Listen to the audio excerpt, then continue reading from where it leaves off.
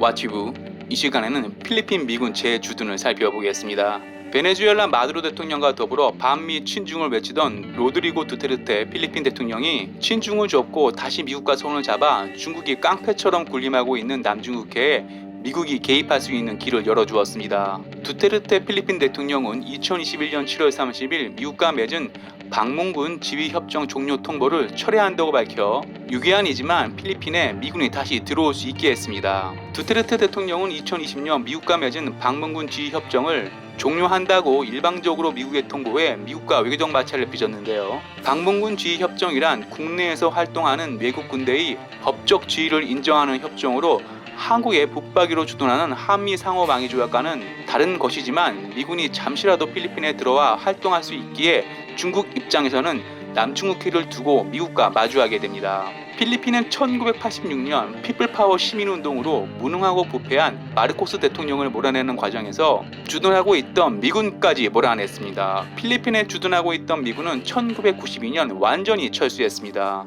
필리핀 미군 철수와 맞물려 중국 경제가 성장하자 필리핀은 중국에 붙었는데요. 늘 그렇듯 중국은 처음에는 필리핀에 상당히 우호적이었습니다. 하지만 필리핀 경제를 장악하자 이빨을 드러냈고 급기야 중국 여권에 필리핀 스플리틀리 군도가 포함된 남중국해 구단선을 그려 넣었습니다. 쉽게 비유한다면 중국이 제주도가 들어간 중국 여권을 만든 것입니다. 중국이 필리핀 영해 스플리틀리 군도가 들어간 여권을 발급하자 필리핀은 중국 여권에 배타적 경제 수역 도장을 찍어 대응하고 있지만 남중국해 주변 모든 나라 군사력을 합쳐도 중국 군사력의 10분의 1도 안 되는 상황입니다. 중국이 막강한 군사력과 경제력으로 남중국해 국가를 겁박하자 남중국해 국가는 미국과 손을 잡으려 하고 있고 가장 피해가 많은 필리핀 먼저 다시 미군을 불러들이기로 한 것입니다. 필리핀에 미군이 다시 주둔하면 중국은 미군의 발목이 잡히게 됩니다.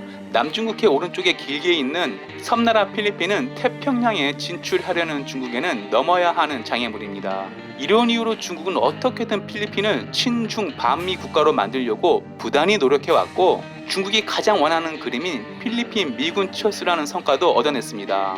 또한 필리핀 경제는 중국에 의존하고 있어 중국은 필리핀이 중국 말을 듣지 않을 때마다 중국 관광객을 보내지 않겠다고 갑질하고 있습니다. 하지만 갑질이 과하면 화가 따르는 법, 중국이 걸핏하면 중국 관광객을 보내지 않겠다고 하자 필리핀 국민들은 반중 감정이 쌓였고 중국 선박이 필리핀 배타적 경제 수역에서 필리핀 선박을 침몰시킨 뒤 달아나자 반중 시위가 발생했습니다. 두테르테 필리핀 대통령이 다시 미군을 불러들이는 데는 코로나 백신도 한몫하고 있습니다. 필리핀은 중국 시노백 백신을 접종했는데요. 중국 시노백 백신을 접종한 필리핀 대통령 경호팀 중 무려 45명이 코로나에 감염돼 중국에 불신을 가지게 됐습니다.